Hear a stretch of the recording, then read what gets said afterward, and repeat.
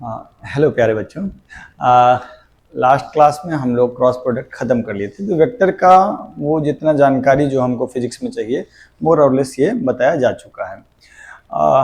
आपको ये जो वीडियो लेक्चर जब मिलेगा टेलीग्राम पे, उससे कुछ पहले ही टेलीग्राम ग्रुप में एक PDF सेंड किया जा चुका होगा। ठीक है, आप जो टेलीग्राम ग्रुप में PDF सेंड किया गया है वो तकरीबन 50 क्वेश्चंस का सेट है। जो वो सारे क्वेश्चंस मैं यहाँ पे डिस्कस कर रहा हूँ। पहले तो आप खुद से ट्राई कर लीजिए, जिसमें भी फंसेंगे उसको हम यहाँ डिस्कस कर लिए। आप ये 50 क्वेश्चंस अगर कर लेते हैं, मोर और लेस ऐसा माना जा सकता है कि आप वेक्टर के जो ज़रूरी चीज़ें हैं उसको आप जानते हैं। ठीक है, तो स्टार्ट करते हैं। और कुछ क्वेश्चन इसमें थोड़ा सा टिपिकल भी है, थोड़ा कठिन भी है। जैसे ये एक सवाल है जिसमें कह रहा है कि एक घड़ी है। An analog clock has 12 vectors of magnitude 1, 2, 3, 4 up to 12 from center of clock to the position of corresponding numerals on the dial. At what time does the resultant of these vectors points to? इसका क्या मतलब है पहले ये बताइए। क्या कह रहा है इसका? जो बात कह रहा है उसको थोड़ा सिंप्लीफाई कर लें समझे। जो कह रहा है ये वो ये कह रहा है कि एक घड़ी है, घड़ी में कुल कितना मार्किंग रहता है, कितना 12। तो इसमें भी 12 मार्किंग है। यहाँ पे 12 बज रहे हैं और फिर यहाँ पर 1 बज रहा होगा, फिर 2 बज रहा होगा, फिर 3 बज रहा होगा, फिर 4, उसके बाद देखिए आपको काउंटिंग आ रहा है नहीं, 4 के बाद 5, फिर 6, फिर 7, वेरी गुड, 8, 9, 10, 11 नहीं और 12। अब ये बता क्या रहा है कि इस घड़ी में ऐसे 12 न्यूमरल्स लिखे हुए होंगे 1 से लेके 12 तक, और हर न्यूमरल के तरफ एक वेक्टर है जिसका मैग्नीट्यूड जो है उस न्यूमरल्स के नंबर के बराबर है। माने जो 1 बज रहा है ना जिधर, उस दिशा में एक वेक्टर होगा कितने मैग्नीट्यूड का, 1 मैग्नीट्यूड का। 2 जिधर बज रहा है उधर एक वेक्टर होगा कितने मैग्नीट्यूड का, 2 मैग्नीट्यूड का। 3 जिधर बज रहा है उधर एक वेक्टर होगा कितने मैग्नीट्यूड का, 3 मैग्नीट्यूड का। 4 जिधर बज रहा है,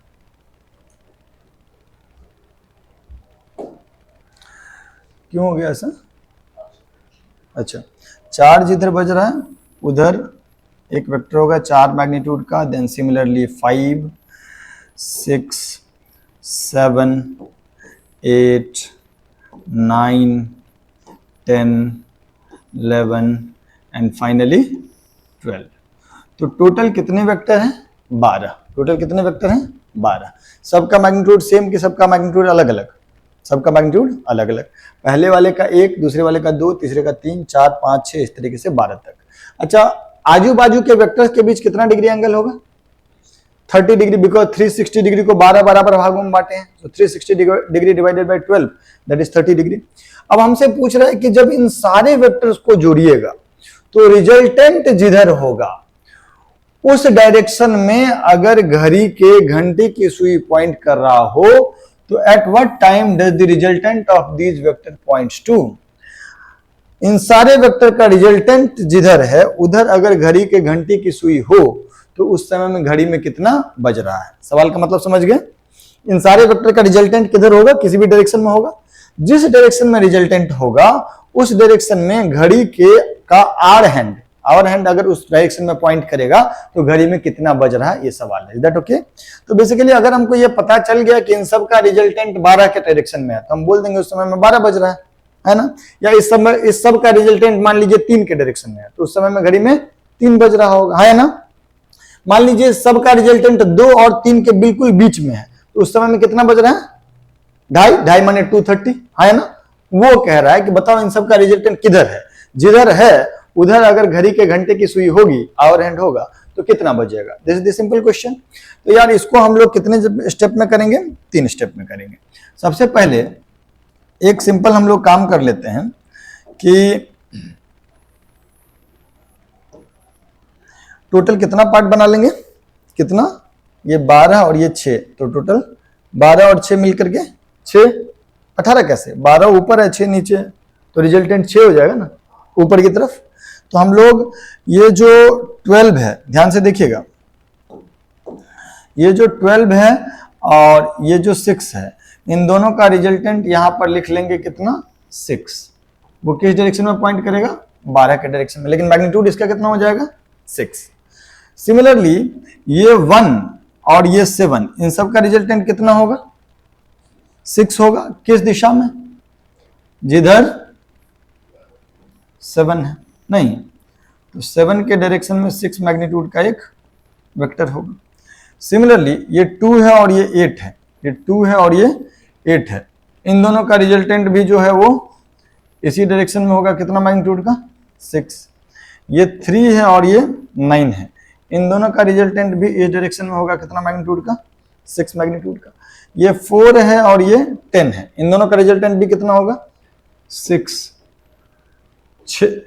10 बजे की तरफ। ये 11 है और ये 5 है, 11 और 5 का रिजल्टेंट भी कितना होगा, 6। ठीक, ध्यान से सुनिएगा, ये जो 12, ये जो 6 है वो 12 बजे की तरफ पॉइंट कर रहा है, ये 6 जो है वो 11 बजे की तरफ पॉइंट कर रहा है, ये 10 o'clock, ये 9 o'clock के लॉन्ग, ये 8 o'clock के लॉन्ग, ये 7 o'clock के लॉन्ग। सो पहले हमारे पास टोटल 12 वेक्टर थे, अब कितने वेक्टर हो गए, 6। लेकिन अगर मैं आपसे पूछूं कि ये एंगल कितना डिग्री है, तो आप आराम से बोलेंगे कितना, 30 डिग्री, यस और नो। अगर मैं अगला एंगल पूछूं तो ये एंगल भी 30 डिग्री और ये एंगल भी 30, ये एंगल भी 30, ये एंगल भी 30। का है 30? हमको पता है कि सब दो न्यूमरल्स के बीच का एंगल जो होगा 360 डिग्री डिवाइड बाई 12 है, दैट इज 30 डिग्री। अब हमको इस सब को जोड़ के देखना है कि नेट डायरेक्शन किधर होगा, तो हम लोग पेयरिंग कर लेते हैं। सर सुनिएगा मेरी बात, जो पेयरिंग कर रहे हैं उसको थोड़ा ध्यान से देखिएगा। ये जो 12 बजे वाला वेक्टर है और ये जो 8 बजे वाला वेक्टर है, इन दोनों को थोड़ा देखिएगा, 12 और 8, इन दोनों के बीच एंगल कितना डिग्री होगा, 120 डिग्री होगा, है ना। 120 डिग्री पे दो वेक्टर का रिजल्टेंट कितना होता है और किधर होता है। दो वेक्टर अगर 120 डिग्री पे हो, अगर ए और ए 120 डिग्री पे हो तो रिजल्टेंट जो होता है वो ए ही होता है, और कितना डिग्री पे जाता है वो 60 डिग्री पे। ये बात हम आपको बताए हुए हैं। तो फाइनली हम ये बात कह सकते हैं कि सर आप एक काम कर लीजिए, ये जो 12 बज रहा है और जो 8 बज रहा है, इन दोनों को हटा लीजिए और इन दोनों के 6 का रिजल्टेंट किसके अलॉन्ग लिख लीजिए, 10 o'clock के अलॉन्ग। नहीं, यही बात हुआ ना, इट इज समथिंग लाइक कि एक इधर है और एक इधर है, 12 बजे वाला 6 और ये भी 6, और दोनों के बीच एंगल 120 डिग्री। तो रिजल्टेंट किस डायरेक्शन में जाएगा, रिजल्टेंट बिल्कुल बीच से जाएगा। कितना कितना डिग्री बनाएगा, 60 और 60 डिग्री, और रिजल्टेंट का वैल्यू भी कितना हो जाएगा, 6 ही होगा। ये तो हम लोग वेक्टर में पढ़े हुए हैं ना कि ए और ए अगर 120 डिग्री पे है तो रिजल्टेंट 60 डिग्री पे जाता है और उतना ही हो जाता है। तो बेसिकली इन दोनों के बदले हम 10 बजे के अलॉन्ग एक 6 वाला बना ले, तो फाइनली मेरे पास क्या हो गया, फाइनली ये दोनों हट गया, ये हट गया और ये हट गया।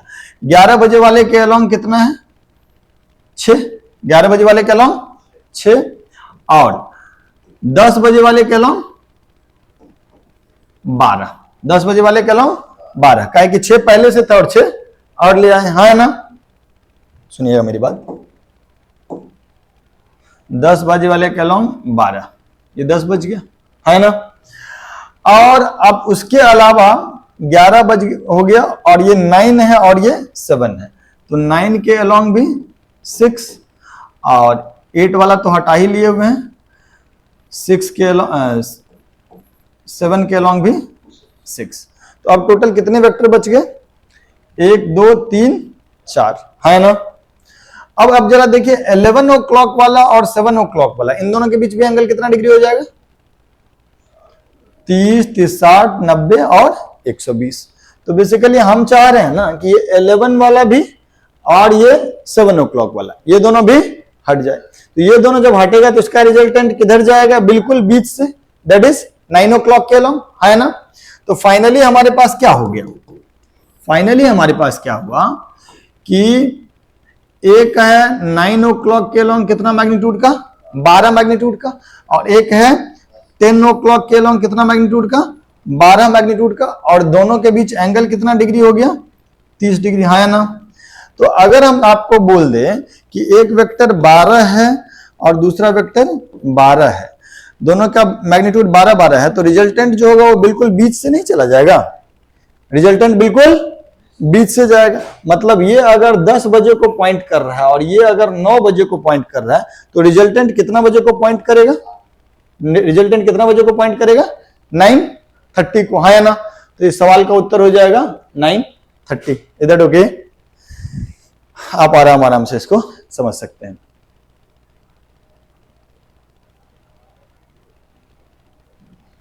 सुनिए मेरी बात, ये एक सवाल है, angle made by resultant vector with the vector of magnitude 4 is. एक वेक्टर है जिसका मैग्नीट्यूड 3 है, दूसरा वेक्टर है जिसका मैग्नीट्यूड 4 है, और ये एक वेक्टर है जिसका मैग्नीट्यूड 5, जिसका मैग्नीट्यूड कितना है, 5 है। हम कह रहे हैं कि इन तीनों का रिजल्टेंट 4 के साथ कितना एंगल बनाएगा। तो ये तो बड़ा ही सरल सवाल हो गया, नहीं बहुत सिंपल सवाल नहीं हो गया। 3 और 4 का रिजल्टेंट जो होगा, बस 3 और 4 का, वो कितना हो जाएगा, √3² plus 4² that is √25 that is 5। और अगर इस एंगल को मैं डेल्टा बोलता हूं तो tan डेल्टा क्या हो जाएगा, height by base that is 3/4। तो tan डेल्टा 3/4, tan थीटा अगर 3/4 हो तो थीटा 37 डिग्री। तो बेसिकली जो हमारे पास एक वेक्टर हो गया इधर 5 और इधर 5, मतलब एक वेक्टर ये 5 है, यहां से कितना ऊपर है, 37। तो जो 4 वाला लाइन है उसके ऊपर एक वेक्टर है जिसका मैग्नीट्यूड 5 है, और उसके नीचे एक वेक्टर है जिसका मैग्नीट्यूड 5 है। ये एंगल कितना डिग्री है, 37 डिग्री, और ये एंगल कितना डिग्री है, 53 डिग्री, है ना। तो इन सब का जो रिजल्टेंट होगा, इन सब का जो रिजल्टेंट होगा वो हो जाएगा 5√2, दो वेक्टर ए और ए मैग्नीट्यूड का 90 डिग्री पे a√2, और ये वाला एंगल कितना हो जाएगा, 90 डिग्री का आधा आधा दैट इज 45 डिग्री, है ना। तो ये बचा हुआ एंगल कितना हो जाएगा, 53 डिग्री माइनस 45 डिग्री। तो 53 degree minus 45 degree that is 8 degree. तो इस सवाल का उत्तर भी 8 डिग्री है। Is that okay? चलिए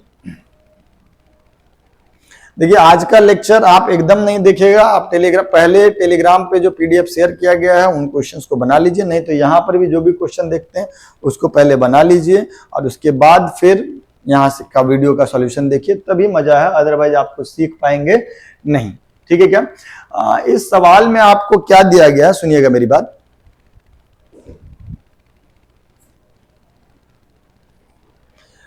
क्या कह रहा है कि देखो इस तरीके के टोटल 5 वेक्टर्स हैं, सबका मैग्नीट्यूड अलग अलग है, इसका 4 है, इसका भी 4 है, इसका भी 4 है, इसका 7 है और इसका 8 है, और सारे सेम प्लेन में हैं, और सबके बीच का एंगल जो एडजेसेंट वेक्टर के बीच का एंगल इक्वल है। माने ये वाला एंगल कितना है, 360 डिग्री डिवाइडेड बाय 5, नहीं 5 बराबर हिस्सों में बांटे है ना, 1 2 3 4 5, तो ये 72 डिग्री है, ये भी 72 डिग्री है, ये भी 72 डिग्री है, ये भी 72 डिग्री है, और ये भी 72 डिग्री। अब बोला है कि इन सब का रिजल्टेंट कितना है ये बताओ। तो यार एक काम करते हैं, इसमें से इस सवाल को हम लोग ऐसे कर लेते हैं, 2 टुकड़ों में लिख लेते हैं। पहला टुकड़ा क्या करते हैं कि इसका जो 4 है, इसका जो 4 है, इसका जो 4 है, इसका जो 4 है, और इसका जो 4 है, इस सब को तो अलग छांट लेते हैं, ठीक। और फिर इसका जो बचा हुआ 3 है और इधर का जो बचा हुआ 4 है, जिनके बीच 72 डिग्री एंगल हो, ये सब अलग अलग है, ठीक। सुनिएगा मेरी बात, इसके जो 5 4 वाले थे उसको एक जगह कर लिए, ठीक। और तब जब इसमें से 4 हटा लिए तो कितना बच गया, 3, और इसमें से 4 हटा लिए तो कितना बच गया, 4। तो फाइनली ये 5 अलग, यहाँ पे 3 और 4 दोनों के बीच 72 डिग्री अलग। और हम लोग पढ़े हुए हैं कि इन सब का रिजल्टेंट कितना होगा, 0 नहीं, n vectors of equal magnitude co-planar making angle 360 degree by n with आजू बाजू का vector, resultant of them will be zero, resultant of them will be zero. तो इन दोनों का, इन सब का तो रिजल्टेंट जीरो ही होगा, जो भी होगा रिजल्टेंट वो 3 और 4 का ही हो जाएगा। तो नेट जो होगा रिजल्टेंट वो आ जाएगा अंडर रूट ऑफ 3 का स्क्वायर प्लस 4 का square plus 2 into 3 into 4 cos 72 degree, cos 72 degree. तो ये वैल्यू कितना 16 9 25 अब प्लस 24 कॉस 72 डिग्री। तो वही आंसर है, यही है ना आंसर, ठीक। तो सिंपल है ना। चलिए आगे बढ़ते हैं। हाँ, ये तो बेकारी सवाल है, आप ढंग से पढ़िए इसको। ये तो डायरेक्ट नोट में लिखाया हुआ है कि 7 को प्लेनर वेक्टर हैं। कितने वेक्टर हैं? 1 2 3 4 5 6 7, टोटल 7 वेक्टर हैं। सबका मैग्नीट्यूड क्या है? बराबर बराबर, सबका मैग्नीट्यूड बराबर बराबर। और सबके बीच आपस का एंगल कितना? 360 डिग्री बाई एन या 2 pi by 7 radian. 360 degree by 7 या 2 पाई बाई 7 रेडियन। इस सब का सम क्या होगा? जीरो होगा। ये तो हम नोट में भी लिखवाए हुए हैं आप, है ना, है ना। रेगुलर पॉलीगॉन बनाएगा, पॉलीगॉन लॉ से हम प्रूव करते हैं। अगला, the angle between two vectors having magnitude 3 each is theta. The magnitude of their resultant when theta is 60 degree, 90 degree, 120 degree respectively is given by।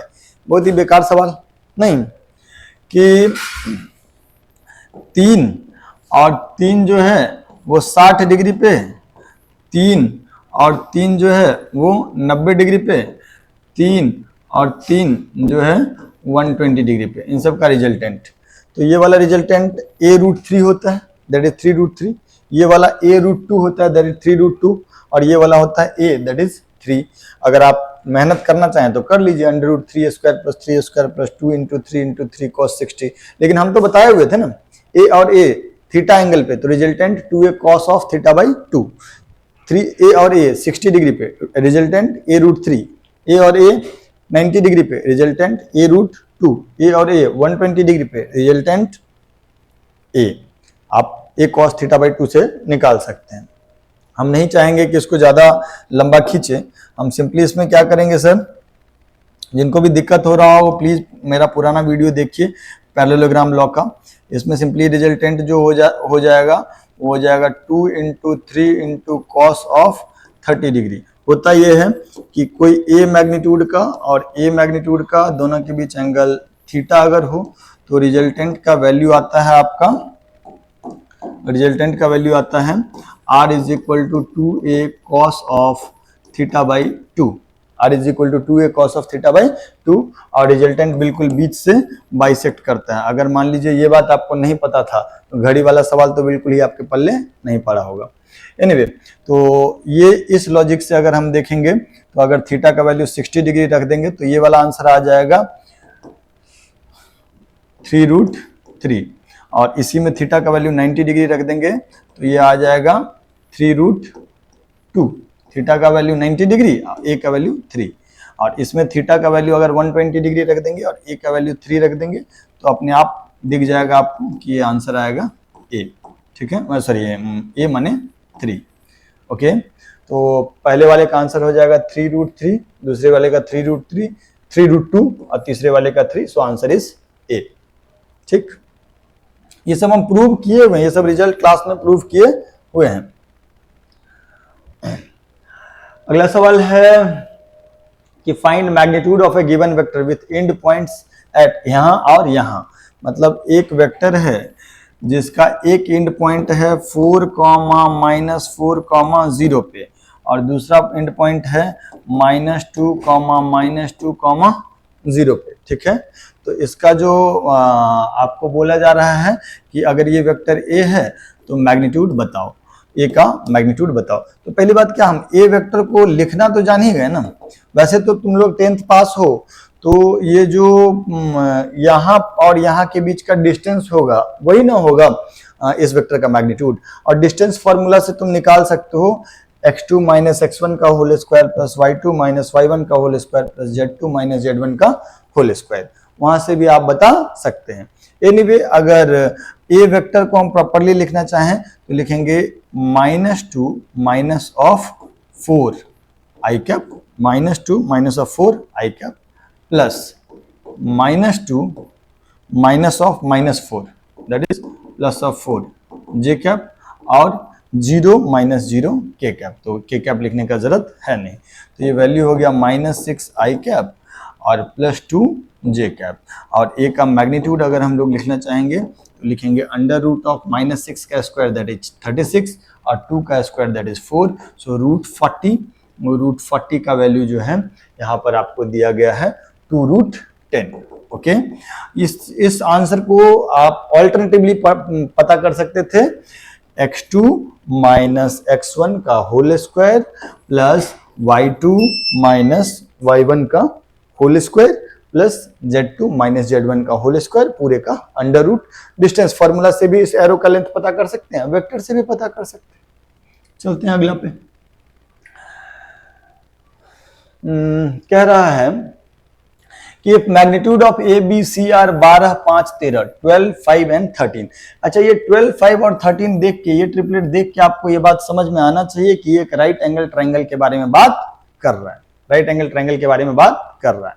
इसमें भी कह रहा है कि सी जो है वो रिजल्टेंट है ए और बी का, मतलब 13 वाला जो है वो रिजल्टेंट है ए और बी का।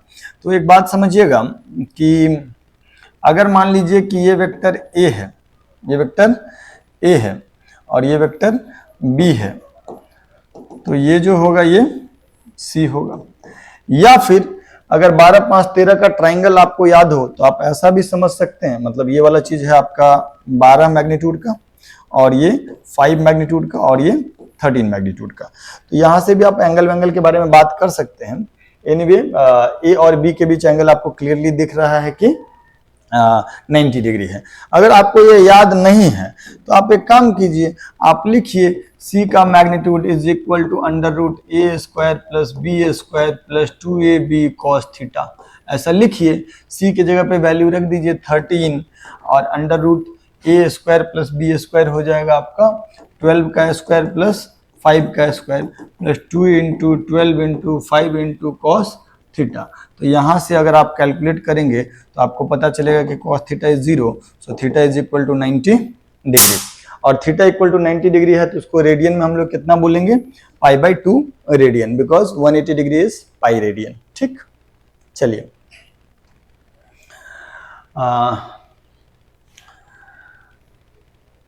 कह रहा है particle is acted upon by 2 forces of 3 newton and 4 newton each. एक पार्टिकल पे हम 2 फोर्स लगा रहे हैं, 3 न्यूटन और 4 न्यूटन का। तो क्या रिजल्टेंट हमेशा 7 न्यूटन होगा? कोई जरूरी नहीं। कभी 7 न्यूटन कब होगा? जब दोनों के बीच एंगल 0 डिग्री होगा। क्या रिजल्टेंट 1 न्यूटन हो सकता है? हो सकता है, जब दोनों के बीच एंगल 90 डिग्री हो। क्या रिजल्टेंट 4 न्यूटन हो सकता है? हाँ, किसी समय पे होगा, क्योंकि 3 और 4 का मिनिमम रिजल्टेंट हो सकता है 1, 4 - 3, और मैक्सिमम रिजल्टेंट हो सकता है 7, 4 + 3। तो 1 और 7 के बीच जितना भी फोर्स होगा वो सब रिजल्टेंट बन सकता है। तो सबसे अप्रोप्रिएट है कि resultant of these forces lie between 1 and 7। Basically हम आपको बताए थे कि कोई वेक्टर ए है जिसका मैग्नीट्यूड कैपिटल ए है, कोई वेक्टर बी है जिसका मैग्नीट्यूड कैपिटल बी है, तो इन दोनों का जो रिजल्टेंट होगा, इन दोनों का जो रिजल्टेंट होगा वो रिजल्टेंट का मैग्नीट्यूड ज़्यादा से ज़्यादा हो सकता है a + b और कम से कम हो सकता है a - b का मॉडुलस। तो 4 और 3 वाले का मिनिमम रिजल्टेंट हो जाएगा 1 और मैक्सिमम 7, तो 1 और 7 के बीच कुछ भी हो सकता है। ये तो बहुत ही बेकार सवाल, इसको डिस्कस करने का कोई मतलब है नहीं। बोल रहा है कि बताओ इसमें से कौन सा रिलेशन करेक्ट है, a + b + e, vector a plus vector b plus vector e। तो पॉलीगॉन लॉ से अगर आप देखिएगा तो a + b + e जो होगा वो 0 हो जाएगा। बिल्कुल सही बात है ना, बिल्कुल सही बात। वेक्टर a, वेक्टर b और वेक्टर e, तीनों का सम क्या हो जाएगा 0, कहे कि अंतिम वाले का हेड और पहले वाले का टेल दोनों एक जगह मैच कर रहा है। फिर दूसरा बोला है कि c माइनस डी बराबर माइनस ए। जब भी इस तरह का रिलेशन हो और आपको देखने में दिक्कत हो तो आप कोशिश कीजिएगा ना कि इसको थोड़ा सम के फॉर्मेट में ले आए। क्या करते हैं, a को LHS में ले आते हैं तो हो जाएगा c प्लस ए, और d को RHS में लेके चले जाएंगे तो हो जाएगा d। मतलब जो ये इक्वेशन है वही हम यहाँ भी लिखें। यहाँ था c माइनस डी बराबर माइनस ए, हम a को LHS में ले आए, d को RHS में, तो c प्लस ए बराबर d। फोटो जरा देख लेते हैं। ये a है, ये a है और ये c है, तो क्या a प्लस सी बराबर d ट्राइंगल लॉ से दिख रहा है? बिल्कुल दिख रहा है। ये वेक्टर a है और ये वेक्टर c है और ये वेक्टर d है, तो ट्राइंगल लॉ से a और c का रिजल्टेंट d होगा, जो कि बिल्कुल करेक्ट है। मतलब b वाला भी करेक्ट हो गया। c में आपको फिर दे दिया b प्लस ई माइनस सी बराबर माइनस डी। तो अगर आपको देखने में दिक्कत है तो आप इसको क्या कर लीजिए, थोड़ा सा प्लस वाले फॉर्मेट में लाने का कोशिश कीजिए। तो हम इसको क्या कर लेते हैं, vector b plus vector e और d को LHS में ले आते हैं, प्लस वेक्टर d और c को RHS में ले जाते हैं। ठीक, अब देखेंगे कि क्या ये बात सही है। तो थोड़ा इसमें ढूंढते हैं। यहाँ है वेक्टर b, फिर है ये वेक्टर e और ये है वेक्टर d। तो पॉलीगॉन लॉ से देखोगे तो b plus e plus d बराबर ये वाला रिजल्टेंट विच इज c। तो वही इक्वेशन भी है, आप देख लीजिए। ये है b, ये है e और ये है d, तो ये रिजल्टेंट क्या हो जाएगा, c। तो b plus E plus D बराबर c। तो सब का सब करेक्ट हो गया, तो correct answer is all of the above. ठीक है,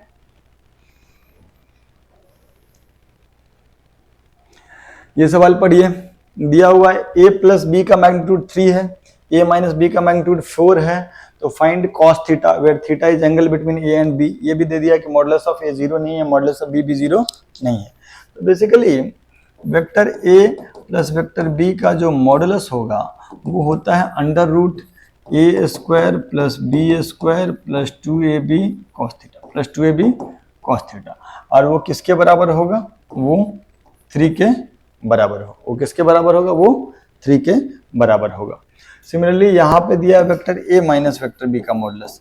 तो vector a minus vector b का मॉडुलस क्या हो जाएगा, under root a square plus b square minus 2ab cos theta minus 2ab cos theta. तो उसका वैल्यू दिया हुआ है आपको 4। भाई a प्लस b का मैग्नीट्यूड आपको मालूम है ना, इतना होता है। a माइनस b का मैग्नीट्यूड इतना होता है। अरे है ना, ये दोनों दिया हुआ, आपको 3 भी दिया हुआ और आपको 4 भी दिया हुआ। अब हमसे पूछ रहा है कि कॉस थीटा का वैल्यू। यार इसको थोड़ा सिंप्लीफाई करना है, हम लोग तो गणित के अच्छे स्टूडेंट रहे हुए हैं। तो पहला इस इक्वेशन को 1 रख लेते हैं और इस इक्वेशन को 2 रख लेते हैं, और हम लोग क्या कर लेते हैं, 1 स्क्वायर माइनस 2 स्क्वायर कर लेते हैं। तो 1 का स्क्वायर माइनस 2 का स्क्वायर अगर करेंगे तो इधर आ जाएगा a square plus b square plus 2ab cos theta minus a square plus b square minus 2ab cos theta, that is 9 minus 16, that is minus 7। तो a स्क्वायर b स्क्वायर सब cut गया, 2ab cos theta 2ab cos theta कितना हो जाएगा, 4ab cos theta. 4ab cos theta is minus 7। So cos theta का value हो जाएगा minus 7 by 4ab। तो माइनस 7 बाई 4ab, तो करेक्ट ऑप्शन इज ए। ठीक है, काम खत्म। अगला चलते हैं। आप इसको लिख मतलब सारा हम एक्सप्लेन करते जा रहे हैं।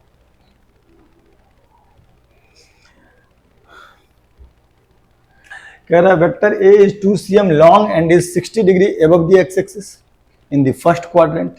Vector b is 2 cm long and is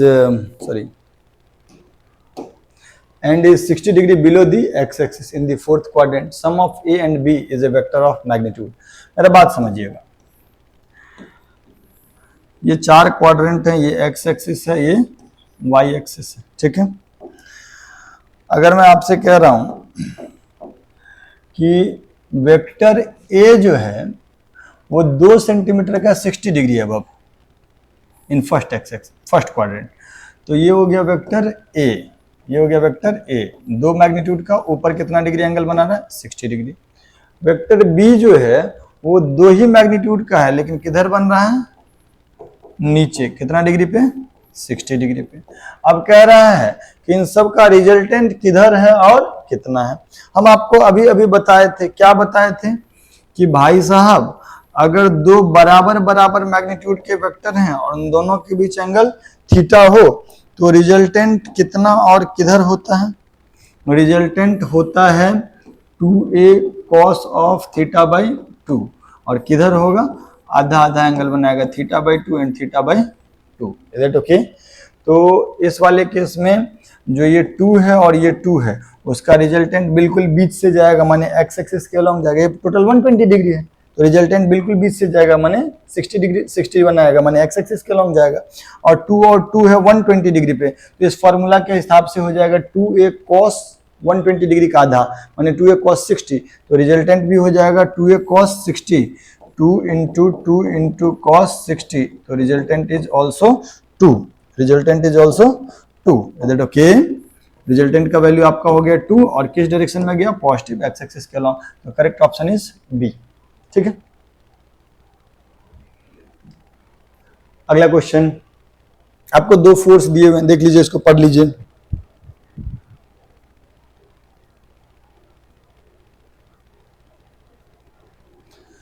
कह रहा है कि ये तो साइन कन्वेंशन है जी, इधर है ईस्ट, इधर है वेस्ट और इधर है नॉर्थ, इधर है साउथ। दो फोर्सेस के बारे में बात किया। एक फोर्स क्या है? ईस्ट के डायरेक्शन में कितना? 500 न्यूटन का, ईस्ट के डायरेक्शन में, ठीक। और दूसरा है 250 न्यूटन का किस डायरेक्शन में? नॉर्थ के डायरेक्शन में। 250 न्यूटन का नॉर्थ के डायरेक्शन में, और दोनों के बीच एंगल कितना है? 90 डिग्री। दोनों के बीच एंगल कितना है? 90 डिग्री।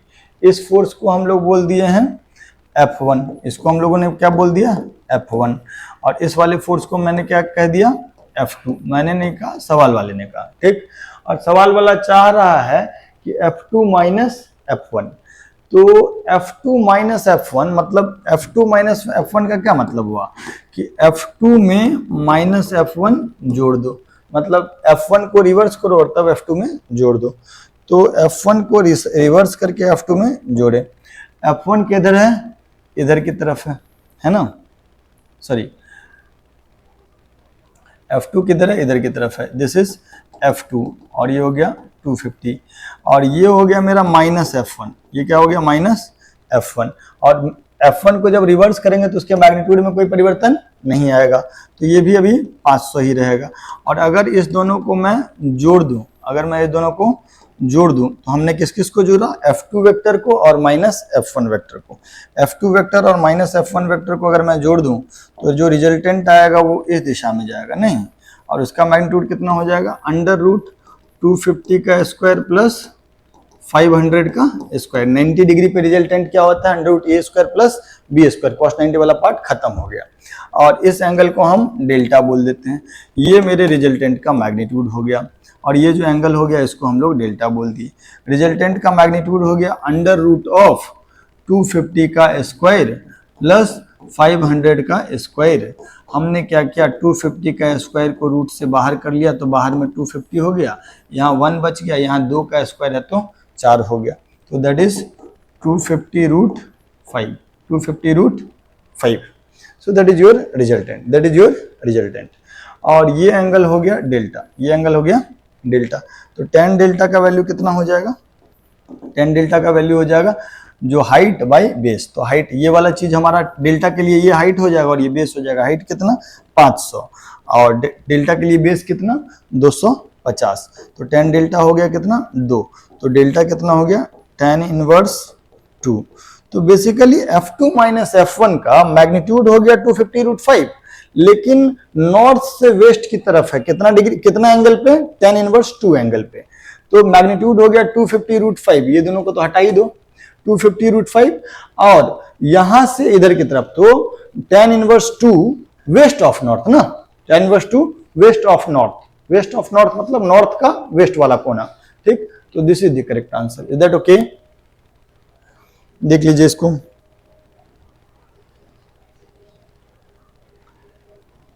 हाँ, ये तो बेकार सा सवाल है।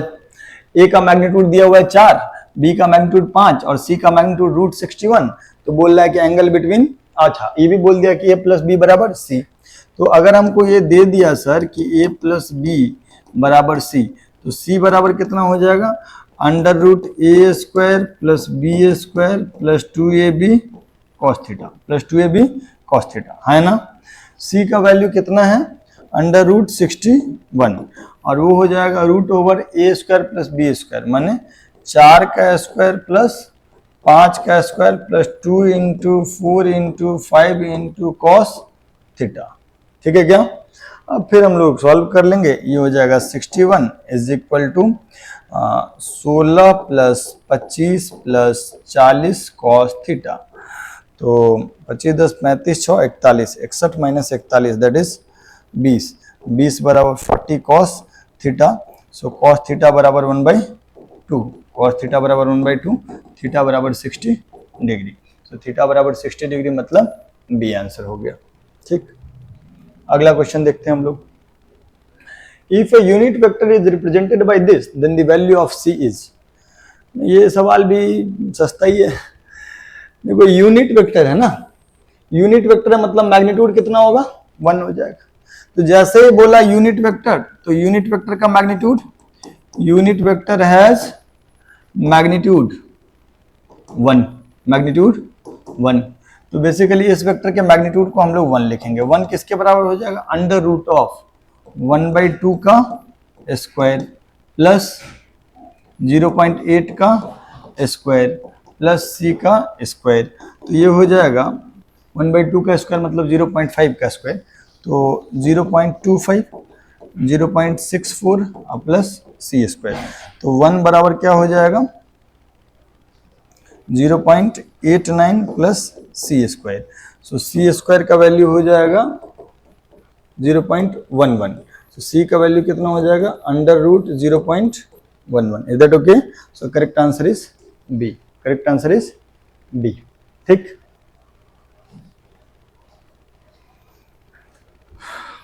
बोल रहा है कि unit vector along i cap plus j cap. इतना बेकार सवाल। एक यूनिट वेक्टर अलोंग ए क्या होता है, vector a divided by modulus of a. तो i cap plus j cap के अलोंग यूनिट वेक्टर हो जाएगा i cap plus j cap upon under root of 1 का स्क्वायर प्लस 1 का square, that is i cap plus j cap divided by root 2। So correct option is C. ठीक है,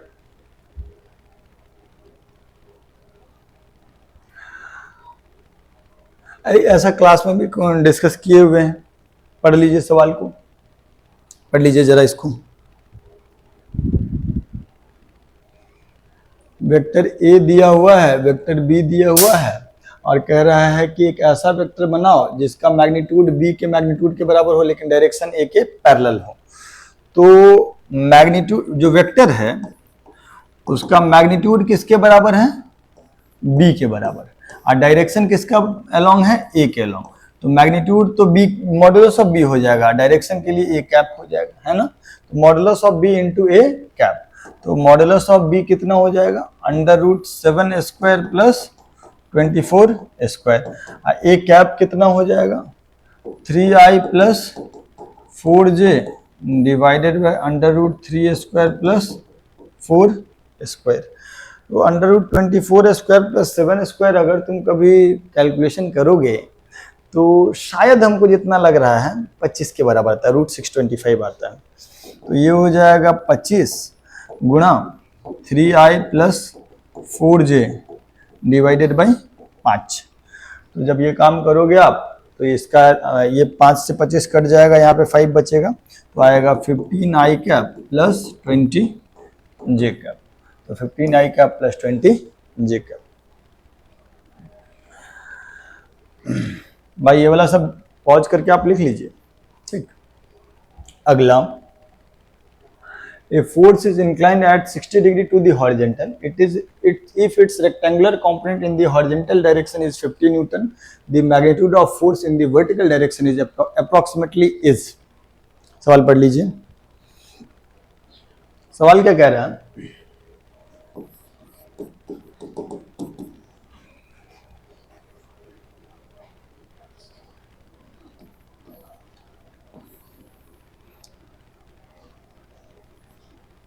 ये x axis Y axis है, x axis को horizontal बोल लेते हैं, वाई एक्सिस को वर्टिकल अभी बोल देते हैं।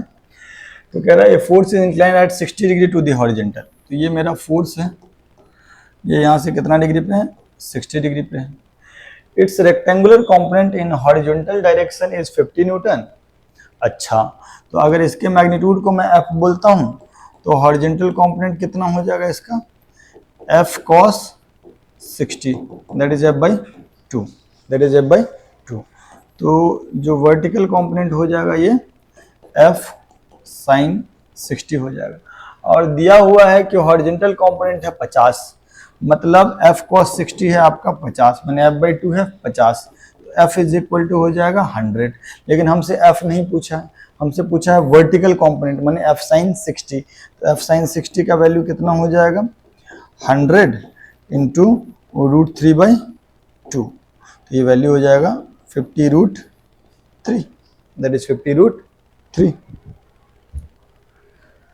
तो इस सवाल का उत्तर जो है वो 50√3, 15 × 1.73 लिखेंगे। तो 15 × 1.73 कीजिएगा तो लगभग आपका 87 के आसपास आएगा, 87 के आसपास।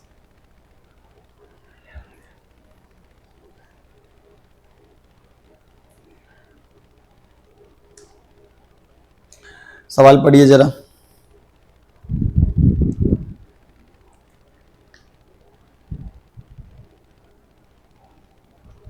पढ़ लीजिए इसको आराम से। हाँ जी सर, इसमें क्या कह रहा है कि a vector A when added to vector B yields a resultant vector that is in positive y direction, that is in positive y direction and has magnitude equal to that of B। सुनिएगा, vector A plus vector B किधर है, along positive y direction, along positive y direction. और vector A plus vector B का magnitude जो होगा वो B के magnitude के बराबर है, वो B के मैग्नीट्यूड के बराबर है। तो हम क्या कह लेते हैं कि हम B का मैग्नीट्यूड है कितना, B का मैग्नीट्यूड कितना है, √3² प्लस 4²। B का मैग्नीट्यूड है √3² प्लस 4², है ना, दैट इज 5। तो हम क्या कह रहे हैं कि vector A plus vector B is equal to 5j cap, ऐसा सवाल वाला बोल रहा है। पॉजिटिव y डायरेक्शन में हो और मैग्नीट्यूड कितना है 5, किसका, A प्लस B का। अच्छा, वेक्टर B तो आपको दिया हुआ है ना, वो कितना 3i plus 4j, that is equal to 5j cap. तो वेक्टर A का वैल्यू कितना हो जाएगा, -3i और plus j, 5j minus 4j that is j। तो मैग्नीट्यूड ऑफ A जो होगा वो हो जाएगा √-3 का स्क्वायर प्लस 1 का square, that is √10, that is √10। सो इसका आंसर हो जाएगा A। ठीक है, आगे बढ़िए।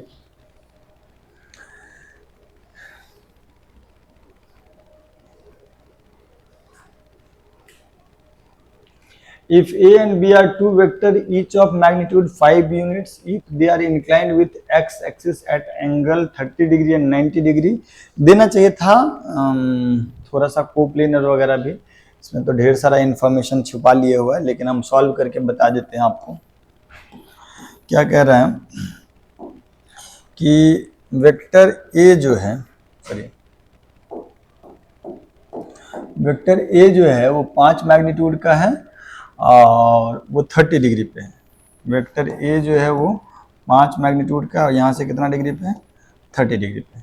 और वेक्टर B जो है वो 5 ही मैग्नीट्यूड का है लेकिन यहाँ से 90 डिग्री पे है।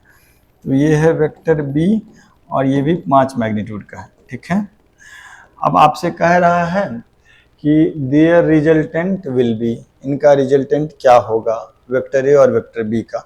तो यार वेक्टर B को तो हम लोग लिख देते हैं सिंपली 5j कैप, कोई दिक्कत कोई परेशानी नहीं है। वेक्टर A का हम लोग कर लेते हैं 2 कंपोनेंट, वेक्टर A का हम लोग क्या कर लेते हैं 2 कंपोनेंट, इधर वाला कंपोनेंट कितना 5 cos 30 दैट इज 5√3/2 और इधर वाला कंपोनेंट कितना 5 sin 30 दैट इज 5/2।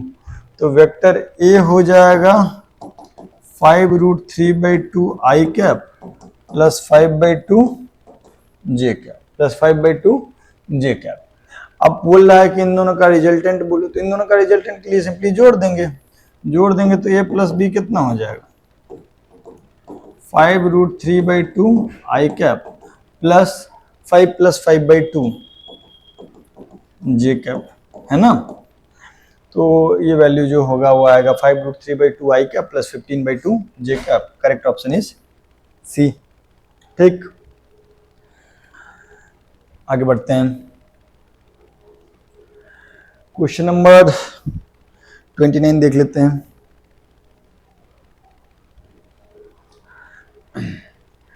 ये ए वेक्टर है, बी वेक्टर है और कह रहा है कि modulus of A plus modulus of B. तो इतना बेकार सवाल कुछ कहना ही नहीं है।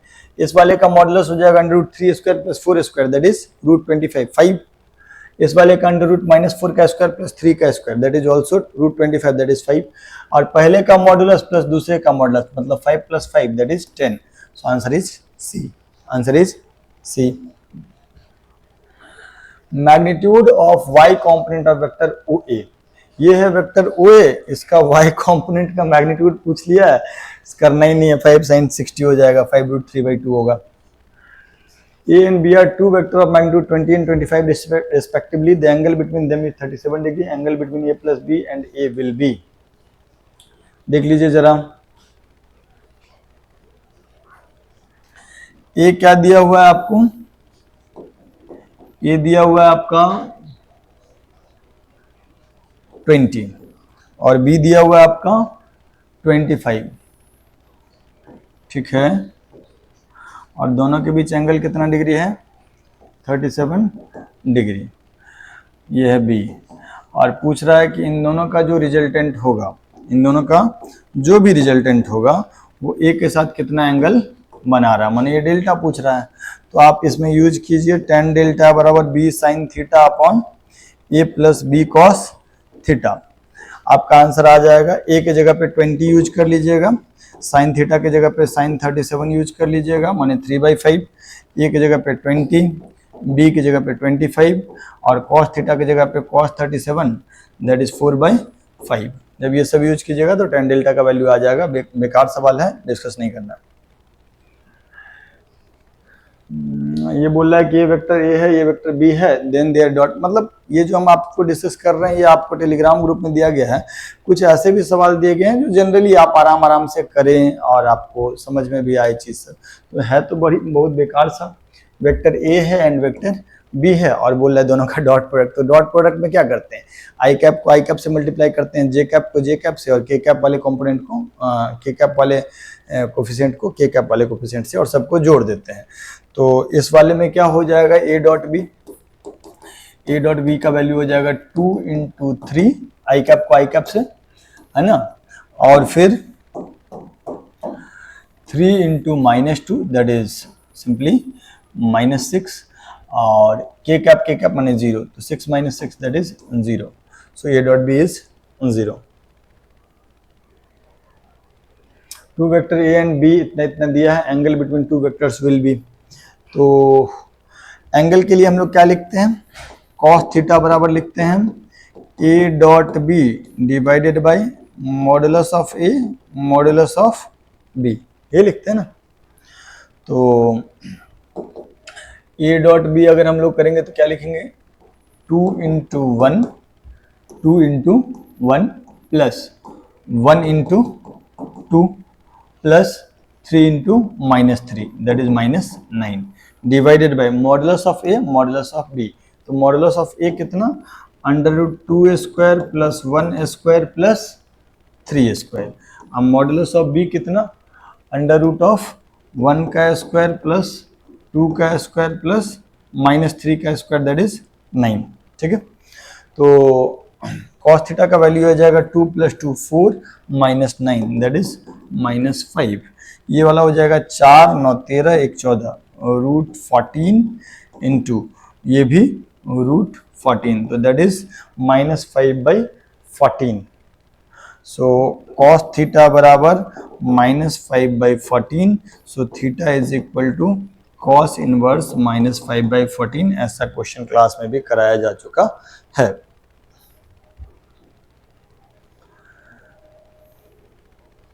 कह रहा है कि if a and b are two vector then value of a dot b dot c will be. कह रहा है कि a का डॉट प्रोडक्ट लो किसके साथ, b डॉट c के साथ। अब सुनो मेरी बात, b डॉट c जो होगा एक स्केलर क्वांटिटी हो जाएगा, डॉट प्रोडक्ट के बाद जो मिलता है वो एक स्केलर क्वांटिटी होता है, तो ये जो चीज आएगा वो आएगा कुछ स्केलर, और पहला वाला चीज जो है वो है वेक्टर, अब बीच में लगा हुआ है डॉट प्रोडक्ट, तो एक वेक्टर और स्केलर का कभी डॉट प्रोडक्ट हो नहीं सकता। दैट मीन्स ये जो एक्सप्रेशन है ये एक इनवैलिड एक्सप्रेशन है, ये कभी भी हो ही सकता नहीं है। ठीक है, if two vectors a and b are इतना then value of c such that a and b is perpendicular या a डॉट b इज 0। तो ठीक है यार, a डॉट b कर देते हैं, हम लोग लिखेंगे कितना a डॉट b को 2 into 1 plus 1 into 3 plus 4 into C that is equal to 0। तो ये वैल्यू हो जाएगा 4c बराबर -5, सो c बराबर -5/4, c बराबर -5/4। तो बेहद बेकार सवाल आंसर हो जाएगा इसका सी। अगला a plus B plus C बराबर 0, मॉडुलस ऑफ c बराबर 10 unit, then a plus B dot C will be. सुनिएगा मेरी बात, कह रहा है कि vector a plus vector b plus vector c बराबर 0 या 0 वेक्टर, तो हम लोग कह सकते हैं vector a plus vector b बराबर माइनस ऑफ c। ठीक, और that means vector a plus vector b का जो मैग्नीट्यूड होगा वही c का मैग्नीट्यूड होगा, और वो किसके बराबर होगा, 10 के बराबर। ये बस इतना बता रहा है कि a प्लस बी और c दोनों का डायरेक्शन बिल्कुल उल्टा है, a प्लस बी का जो मैग्नीट्यूड है वही c का मैग्नीट्यूड है, वो किसके बराबर है, 10 के बराबर है। तो कहने का तात्पर्य ये है कि अगर आपसे कह दिया जाए कि a plus B dot c, तो आप a प्लस बी के जगह पे क्या रख देंगे, -c, तो -c डॉट c। ठीक है, -c डॉट c मतलब आप इसको लिख देंगे minus of c dot c into c into cos 0 that is c square, तो ये हो जाएगा माइनस ऑफ c स्क्वायर, और c स्क्वायर आपका 100 के बराबर हो गया, c का स्क्वायर कितना है 100, तो माइनस ऑफ c स्क्वायर कितना हो जाएगा -100। तो correct answer is c, correct answer is c, that okay. सुनिए मेरी बात, कह रहे हैं कि वेक्टर ये और वेक्टर ये दोनों एक दूसरे के परपेंडिकुलर है, तो के का वैल्यू क्या है। ऐसा क्वेश्चन तो क्लास में भी कराए हुए हैं, अगर परपेंडिकुलर है तो दोनों का डॉट प्रोडक्ट 0 हो जाएगा, दोनों का डॉट प्रोडक्ट 0 हो जाएगा, तो a डॉट बी बराबर 0 मतलब 2i cap plus 4j cap dot के i cap minus 6j cap is equal to 0। Dot product ले लेंगे, ये हो जाएगा 2k और ये हो जाएगा -24 दैट इज 0, तो k का वैल्यू हो जाएगा 12, तो करेक्ट आंसर इज बी।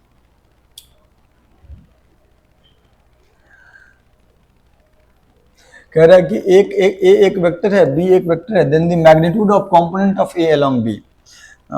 ये ए एक वेक्टर है और बी भी एक वेक्टर है, दोनों के बीच एंगल थीटा है, इसका मैग्नीट्यूड ए है। तो हम आपको क्लास में बताए हुए हैं कि अगर ए का कंपोनेंट बी के अलोंग लिखेंगे तो ए का कंपोनेंट बी के अलोंग हो जाएगा कितना, ए कॉस थीटा, ए का बी के अलोंग वाला कंपोनेंट कितना हो जाएगा, ए कॉस थीटा। तो बेसिकली ए कॉस थीटा को हम लोग क्या लिखेंगे, A dot B divided by modulus of B, A dot B divided by modulus of B. तो यार हम लोग ए वेक्टर तो हमारे पास दिया ही हुआ है 4i plus 3j, B vector भी दिया हुआ है 5i प्लस 2j, और हम लोगों को A dot B by modulus of B पता करना है। तो ए डॉट बी कितना हो जाएगा, 5 into 4 20 plus 3 into 2 6 divided by modulus of b कितना, under root 25 plus 4 that is root 29. So this is 26 by root 29 which is a cos theta, है ना. So correct answer is 26 by root 29.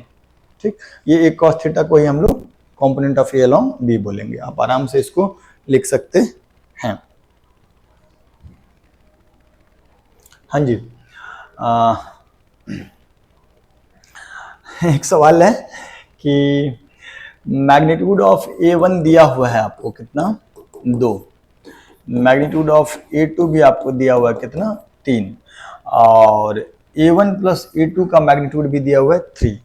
तो A1 vector plus A2 vector, इसका modulus कितना हो जाएगा, under root of A1 का square plus A2 का square plus 2A1 A2 cos theta. अब ये मॉडुलस आपको दिया हुआ है 3 और पहले वाले वेक्टर के मैग्नीट्यूड का स्क्वायर मतलब 2 का स्क्वायर प्लस कितने का स्क्वायर, 3 का स्क्वायर प्लस 2 गुणा 3 cos थीटा, है ना. तो ये हो जाएगा 9 बराबर 4 plus 9 plus 12 cos theta. So basically आपको यहां से जो पता चला वो पता चला कि -4 बराबर 12 cos थीटा या cos थीटा का वैल्यू आ गया आपका -1/3. यहां से 9 कट गया तो -4, तो ये cos थीटा आ गया. लेकिन आपसे क्या पूछा जा रहा है, आपसे पूछा जा रहा है A1 vector plus 3 A2 vector dot 3A1 vector -4 A2 vector. ठीक, इसको थोड़ा एक्सपैंड कर लेते हैं. A1 के साथ इसका और इसका डॉट प्रोडक्ट ले लेते हैं पहले. ये हो जाएगा 3 टाइम्स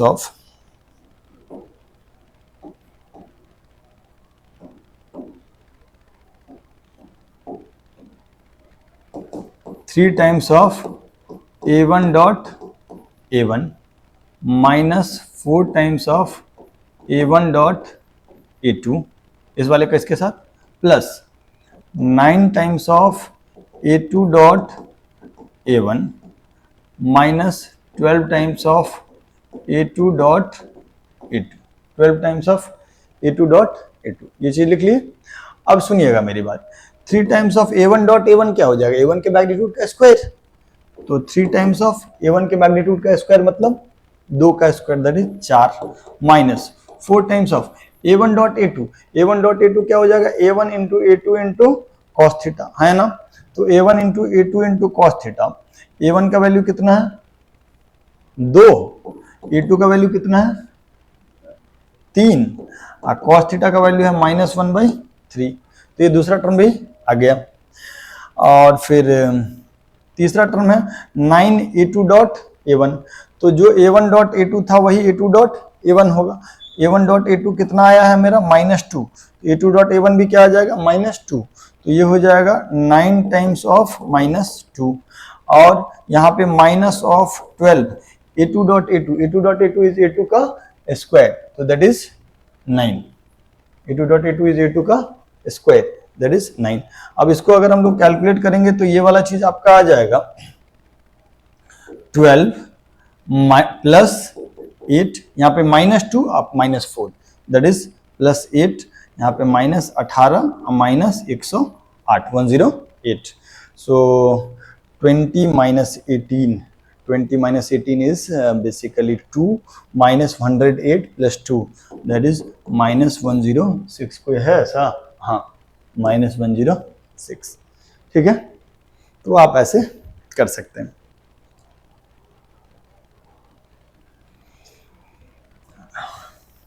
अगला क्वेश्चन सिंपली दे दिया हुआ एक वेक्टर ए जो है 2i cap plus 4j cap plus 3k cap और एक वेक्टर है बी जो है 3i cap plus 2j cap plus k cap और पूछा क्या है a क्रॉस b. तो यार ये तो डायरेक्ट ऑपरेशन बेस्ड क्वेश्चन है. डिटर्मिनेंट में डालेंगे i cap j cap k cap, है ना. a के जगह पे दे देंगे 2 4 3 और b की जगह पे 3 2 1, है ना।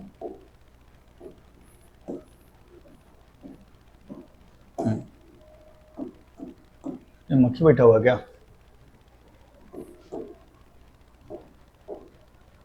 ठीक है, अब हम लोग इसको क्या करेंगे, पहले तो आई कैप लेंगे, आई कैप वाले रो और कॉलम को भूल जाएंगे, फिर top to bottom minus bottom to top, तो 4 इंटू 1 माइनस 3 इंटू 2, तो दैट इज 4 माइनस 6।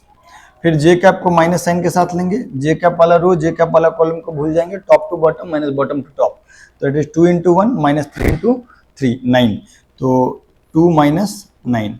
और फिर के कैप जो लेंगे तो प्लस के कैप, और के कैप वाला रो के कैप वाला कॉलम को भूल जाएंगे, 2 into 2 4 minus 12, so that is 4 minus 12, so that answer is minus 2 I cap plus 7 J cap और minus 8 K cap, so ऐसा कोई है, minus 2 I cap plus 7 J cap minus 8 K cap, correct answer is A।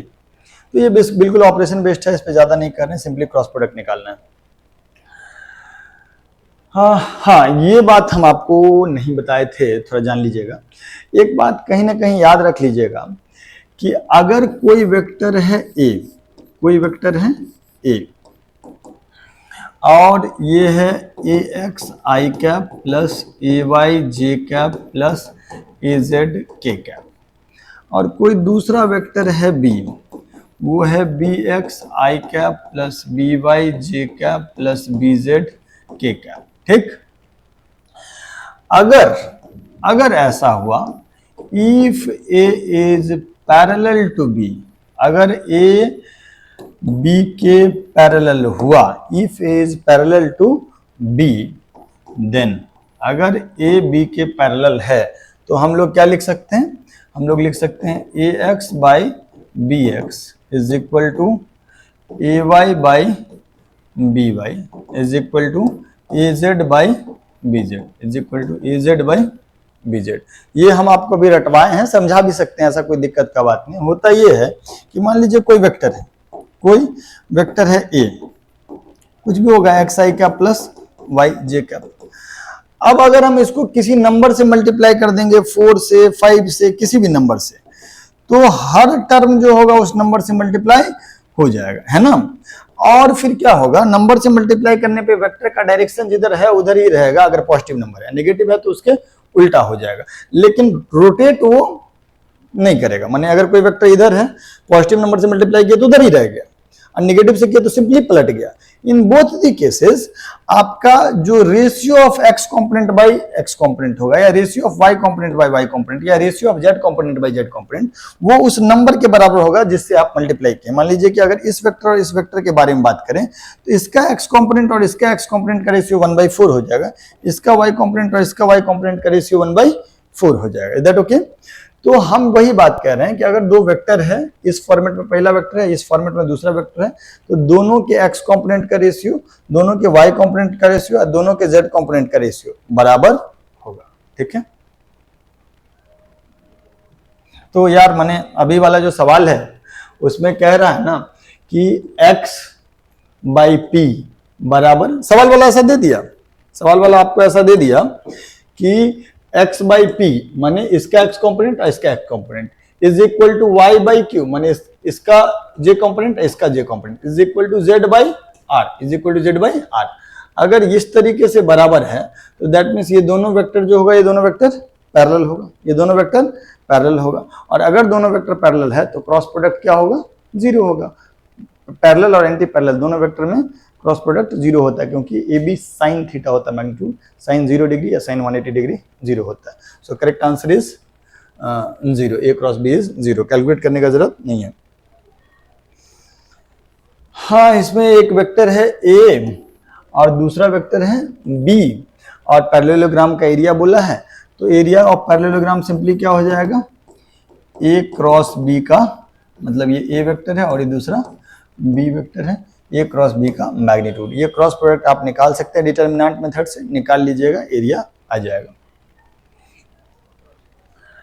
If two adjacent side of a triangle is represented by this and this, then area of triangle।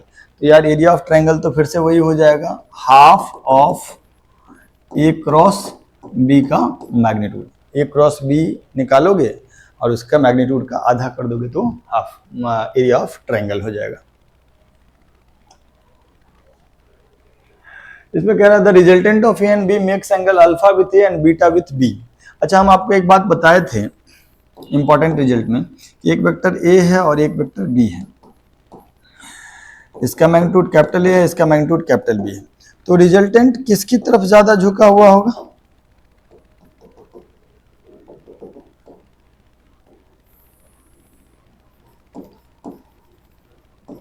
ये resultant हो गया।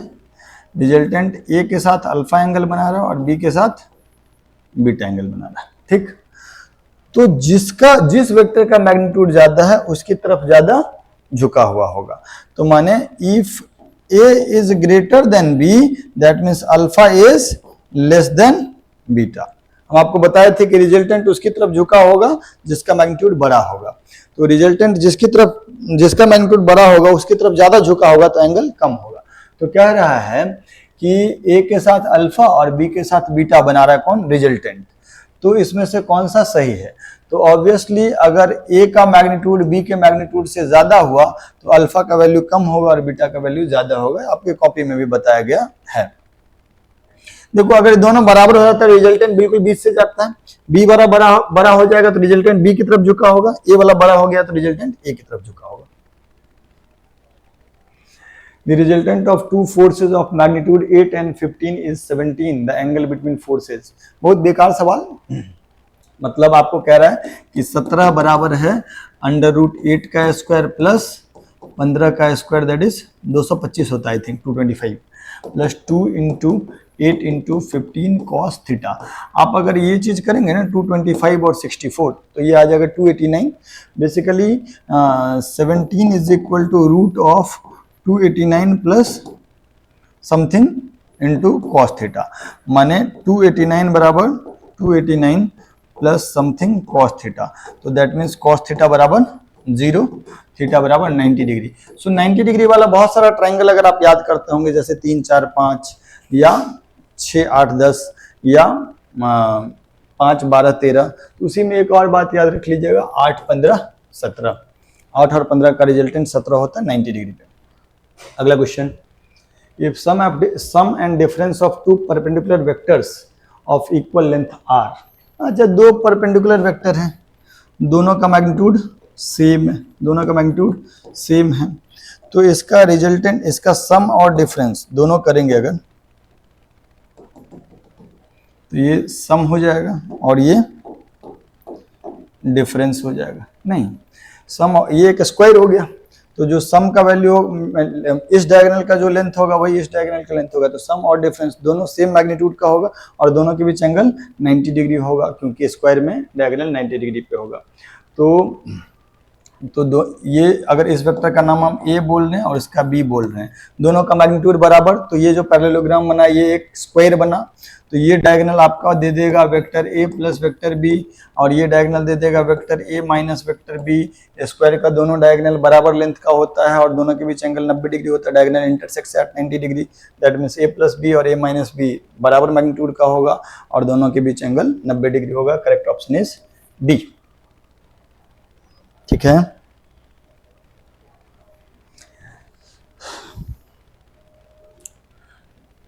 सुनिए मेरी बात। The resultant of two vector of magnitude 2a and √2a acting at an angle theta is √10a, then correct value of theta, then correct value of theta.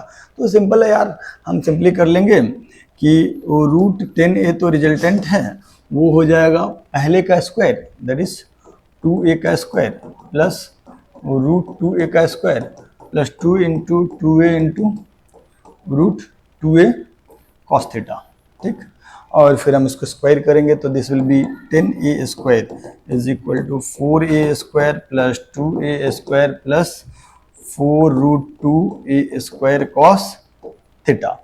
अब यहाँ से हमारे पास ये जो आ जाएगा, ये आ जाएगा 4a square is equal to 4√2a square cos theta.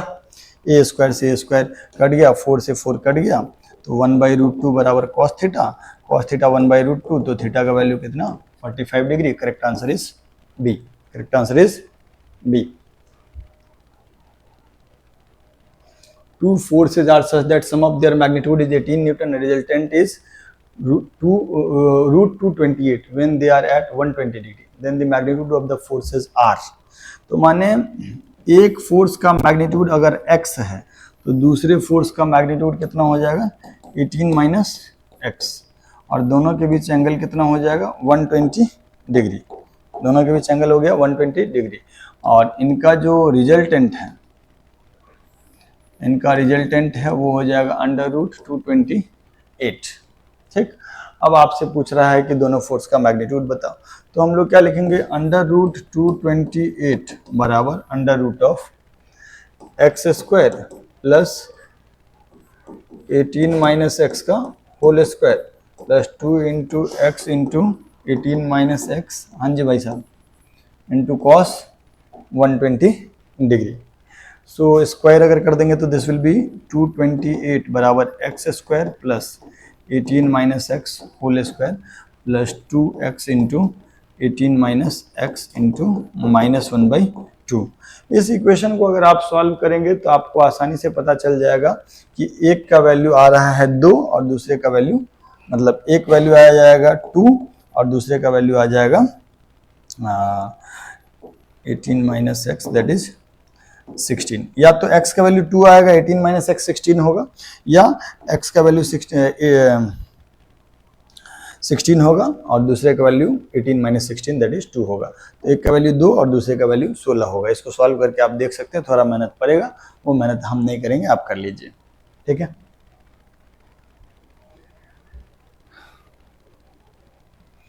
सवाल पढ़िए जरा।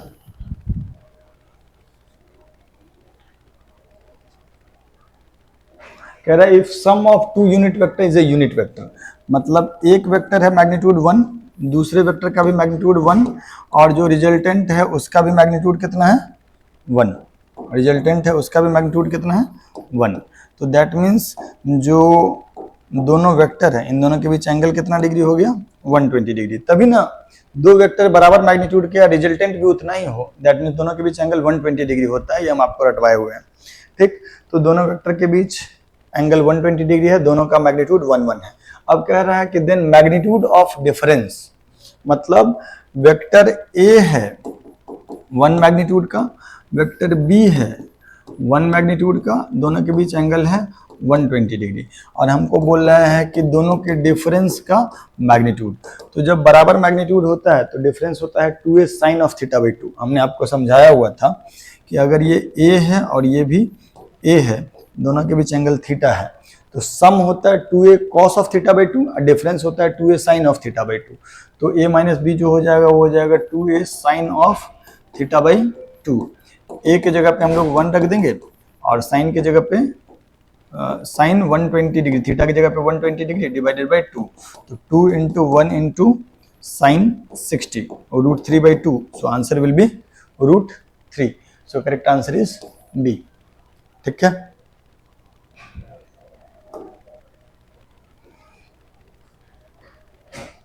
अगला सवाल पढ़िए।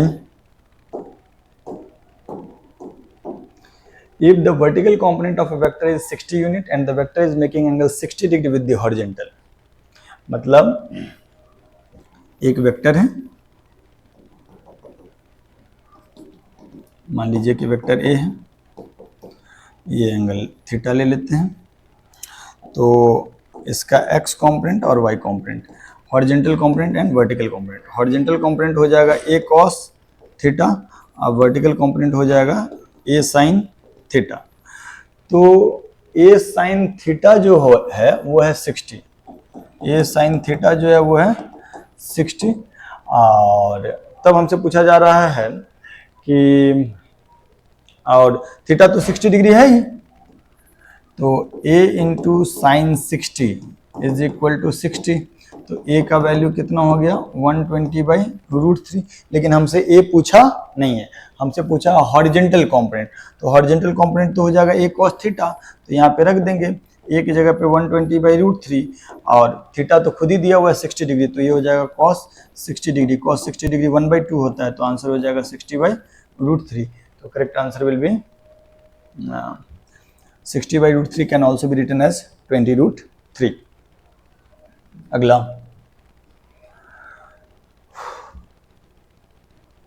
एक फोर्स दे दिया इतना, दूसरा फोर्स दे दिया उतना, और बोल रहा है कि मैग्नीट्यूड ऑफ टोटल फोर्स। तो एफ नेट क्या हो जाएगा, F1 plus F2, F1 plus F2।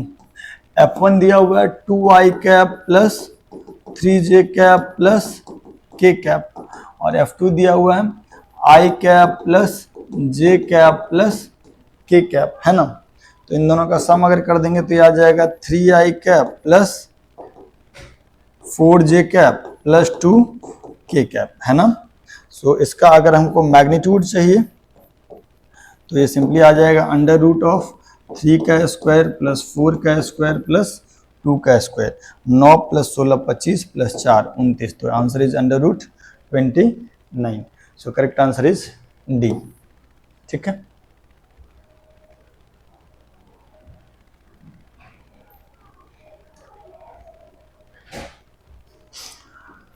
सुनिएगा मेरी बात, सवाल पढ़ लीजिए। क्वेश्चन नंबर 52 है, P बराबर, वेक्टर P बराबर है आपको दिया हुआ I प्लस J, है ना, और वेक्टर Q बराबर आपको दिया है 2i माइनस K, और इन दोनों को जब जोड़ देते हैं तो क्या आता है, unit vector along positive Z axis. मतलब P प्लस Q क्या है, जेड एक्सिस के अलोंग यूनिट वेक्टर माने K कैप। तो दैट मीन्स, और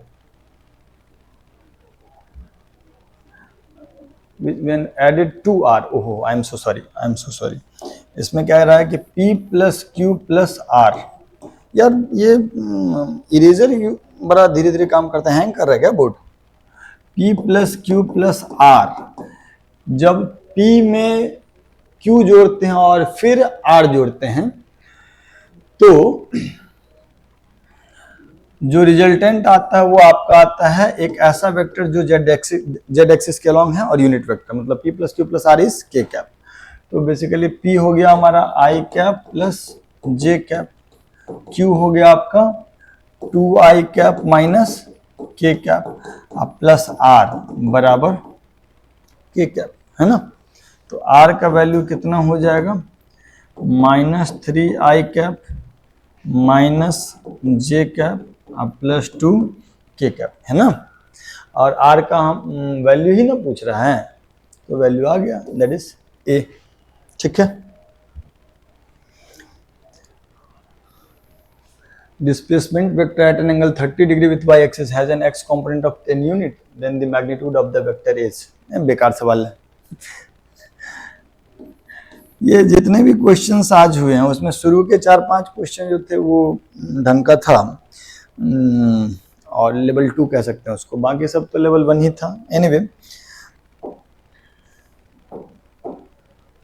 कह रहा है displacement vector at an angle 30 degree with Y axis, मतलब एक ऐसा वेक्टर है जो कि वाई एक्सिस के साथ कितना एंगल बना रहा है, 30 डिग्री, और इसका मैग्नीट्यूड मान लेते हैं a। तो इधर वाला कंपोनेंट हो जाएगा आपका a cos 30, क्योंकि वाई एक्सिस के साथ थीटा, तो cos थीटा इधर, और इधर वाला a sin 30। कंफ्यूज नहीं होना है, इसमें 30 डिग्री जो दिया है वाई एक्सिस के साथ, तो y कंपोनेंट हो जाएगा cos 30 और x कंपोनेंट हो जाएगा sin 30। और आपसे पूछ रहा है कि x कंपोनेंट आपको दे दिया हुआ है कितना, 10। x कंपोनेंट कितना दिया है, 10, मतलब a इंटू 1/2 इज 10, a बराबर 20। So correct answer is D. और बहुत क्वेश्चन आज डिस्कस किए नहीं।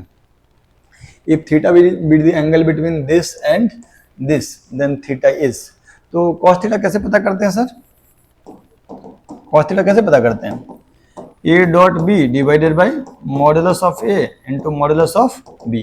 तो a डॉट बी कितना हो जाएगा, i cap plus j cap dot 2i cap plus 2k cap divided by modulus of i, that is under root 2, modulus of मतलब modulus of a that is under root 2, under root 1 का square plus 1 का square, और इसका कितना under root 4 plus 4 that is root 8।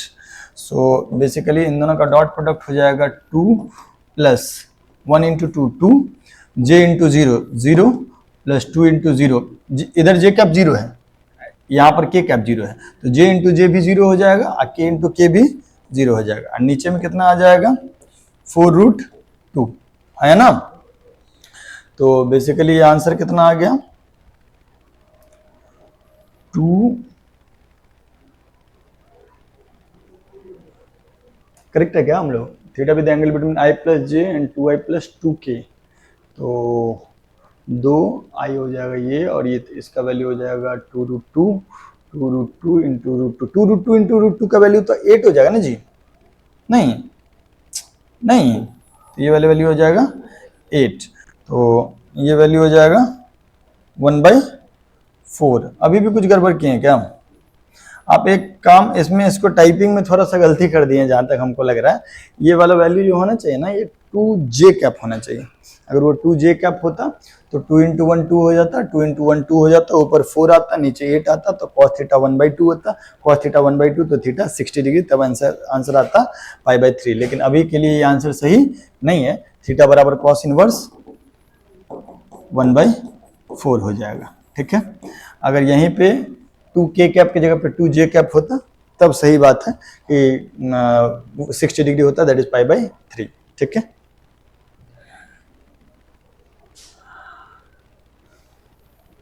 कह रहा है if a plus B is perpendicular to b and a plus 2b is perpendicular to a, then सुनिएगा a plus b is perpendicular to b, मतलब a plus B dot B क्या हो जाएगा 0, perpendicular ना, तो ये वैल्यू कितना हो जाएगा a dot B plus b dot B, B square is 0, तो बी स्क्वायर बराबर हो जाएगा minus of a dot B, B square हो गया minus of a dot B, is that okay.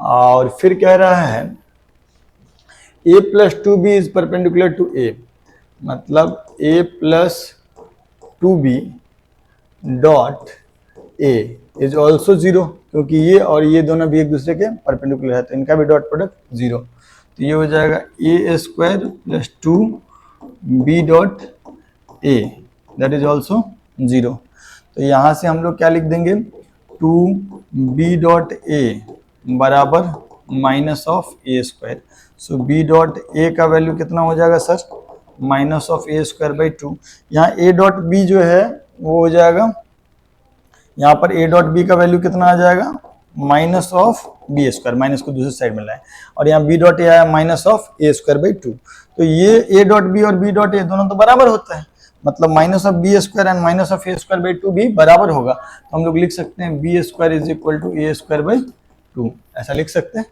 So basically आप जो वैल्यू लिखेंगे वो root 2 times b is equal to a, तो a बराबर रूट 2 टाइम्स b, ठीक। फिर आपको बोल रहा है कि a1 plus a1 i cap plus a2 j cap is a unit vector perpendicular to इतना, वेरी गुड क्वेश्चन।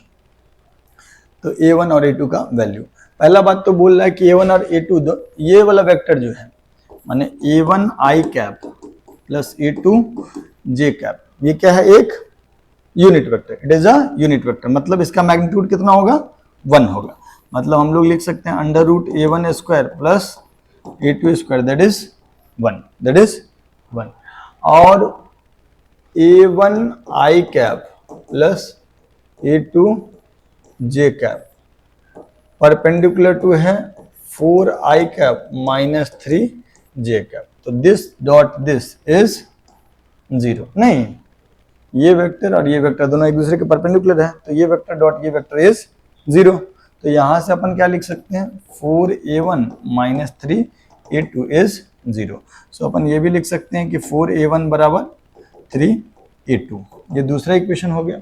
और अब हमको a1 और a2 का वैल्यू पता करना है, तो यहाँ से उठा करके यहाँ ले आते हैं, ठीक। तो under root of a1 square plus a2 की जगह पे कितना रख दें 4a1 बाई 3, नहीं उसका होल स्क्वायर दैट इज 1, तो यहाँ कितना बच गया under root of 9 plus 16 divided by 9 a square, that is 5/3 a. नहीं, और ये 5/3 ए जो है उसी को हमको कितना दिया है 1, 5/3 A1 सॉरी 5/3 A1 इज 1, तो A1 का वैल्यू कितना हो गया 3/5 दैट इज 0.6। और जैसे ही A1 का वैल्यू 0.6 हुआ इसमें हम लोग रख देंगे, है ना, तो A2 का वैल्यू कितना आ जाएगा 4 इंटू A1/3 ना, 4 इंटू 0.6 डिवाइडेड बाई 3, तो that is 0.8। So A1 0.6, A2 0.8, so correct answer is A।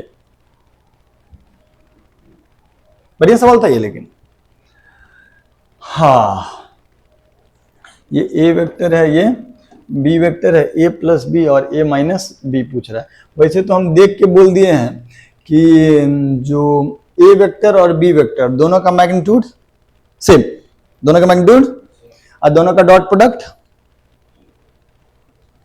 दोनों, अच्छा जैसे ही दोनों का मैग्नीट्यूड सेम तो A प्लस बी और A माइनस बी दोनों एक दूसरे के परपेंडिकुलर नहीं हो जाएगा।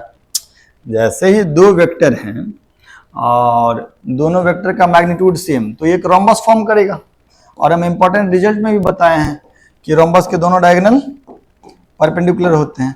तो A प्लस बी और A माइनस बी दोनों एक दूसरे के परपेंडिकुलर हुआ, और परपेंडिकुलर हुआ तो डॉट प्रोडक्ट दोनों जीरो। तो ये पहला वेक्टर है, दूसरा वेक्टर है, मेहनत भी हम कर सकते हैं, लेकिन हम बस ये बता दिए कि देखिए पहला वेक्टर का मैग्नीट्यूड हो जाएगा √2² प्लस 3², दूसरे वेक्टर का भी मैग्नीट्यूड हो जाएगा √2² प्लस 3², तो दोनों का मैग्नीट्यूड बराबर। और दोनों वेक्टर बराबर मैग्नीट्यूड के अगर होते हैं तो जो दोनों का सम होता है और दोनों का डिफरेंस होता है दोनों एक दूसरे के परपेंडिकुलर होते हैं, दोनों एक दूसरे के परपेंडिकुलर होता है, नहीं रोम्बस बन जाएगा नहीं, तो डायगोनल इंटरसेक्ट करेंगे 90 डिग्री पे। तो जैसे ही ये वेक्टर और ये वेक्टर दोनों एक दूसरे के परपेंडिकुलर हुआ दैट मींस उनका डॉट प्रोडक्ट 0 होगा, तो करेक्ट आंसर इज ए। मेहनत भी कर सकते थे लेकिन नहीं करना है, ठीक। ये तो बेकार सवाल है, बोल रहा है ये और ये रिपीटेड है शायद हमको लग रहा है। ये वेक्टर और ये वेक्टर दोनों राइट एंगल पे है, तो बताओ कि x का वैल्यू क्या है। राइट एंगल पे है तो दोनों का डॉट प्रोडक्ट 0, डॉट प्रोडक्ट 0 तो क्या हो जाएगा 3 दूना 3 into 2 6 plus 2 into x 2x plus 8 into 1 that is 8 which is equal to 0। So 14 plus 2x is 0। x का वैल्यू कितना हो जाएगा -7, x का वैल्यू कितना हो जाएगा -7। Is that okay? कोई दिक्कत कोई परेशानी? पक्का पक्का ठीक है। तो और है क्या क्वेश्चन? हाँ, ए डॉट बी बराबर √3ab/2, तो angle between a and b. इतने घटिया सवाल है। ए डॉट बी होता है ए बी कॉस थीटा, तो कॉस थीटा कितना हो गया √3/2, थीटा कितना हो जाएगा 30 degree. Correct answer is 30 degree, है ना। Projection of vector a on the vector ये, तो यार ये तो फिर से वही सवाल हो गया कि ये एक वेक्टर है ए और ये एक वेक्टर है बी, दोनों के बीच एंगल थीटा है, तो वेक्टर ए का बी के अलावा प्रोजेक्शन कितना होगा ए कॉस थीटा, जो सिंपली क्या होता है a dot B divided by modulus b, है ना। तो आप इन दोनों का डॉट प्रोडक्ट निकाल लीजिए और दूसरे के मॉडुलस से डिवाइड कर दीजिए, ए का बी के अलावा कॉम्पोनेंट आ जाएगा। कॉम्पोनेंट को ही दूसरा तरीके से हम लोग लिखते हैं, तो क्या लिखते हैं प्रोजेक्शन, ठीक है। चलिए यार कितने देर का हुआ है? हाँ, तो 1.5 घंटा में हम लोग ठीक ठाक चीज़ डिस्कस कर लिए। क्या इससे कठिन सवाल नहीं बन सकता है? बिल्कुल बन सकता है, कठिन सवाल का कोई मतलब अंत नहीं है। बट आज जो हम लोग किए वो बहुत बेसिक लेवल के क्वेश्चंस किए, और जो क्वेश्चन किए उसमें मोर और लेस सारा चीज़ हम लोग पूरा थ्योरी कवर कर लिए।